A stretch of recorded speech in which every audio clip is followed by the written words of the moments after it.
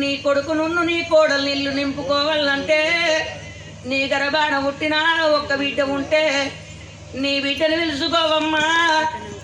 నీ కొడుకు కోడలు ముంగట మీ ఆడబిడ్డ మంగళారతి పడితే ఇల్లు నింపుకోమన్నారు.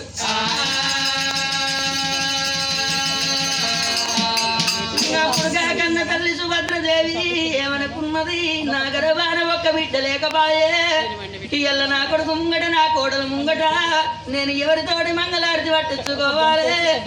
అందుకే అన్నరవ్వా, సొన్నాయిలు లేని లగ్గమాడరాదు, అర్ధివాడు లేని చేత ఎయ్యరాదు, ఆడబిడ్డ లేని సాగు జావరాదు.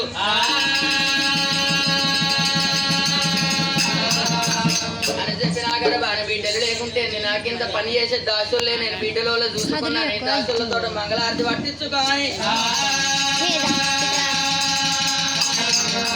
ఆ ఇల్లు నింపుకున్నాక మళ్ళీ వెళ్ళిపోంగ రామరామ అనుకుంటా రాజ్యం తండ్రి రాదు.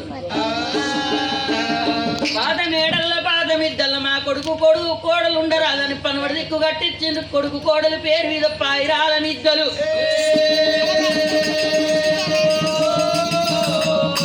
కొడుకున్న కోడలు పాయిరాల మేడల్లో ఉండంగా అది అన్న సెల్లలకైనా నా ఒక్కగాని ఒక కొడుకు ఏడిళ్ళ పిల్లి కూనాయి అక్క ఎల్లల్ల మొగ చూస్తాడా అని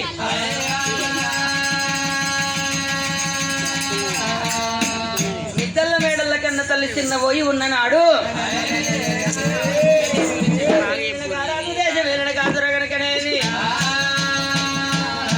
అంతంత పొద్దెక్కి ఆగడెళ్ళగాక బొమ్మంత పొద్దెక్కి భోజనానికి వెళ్ళగాక ఇప్పుడే నా భార్య బయటికి వెళ్ళిపోయి నా భార్య చేత కవలవన్నా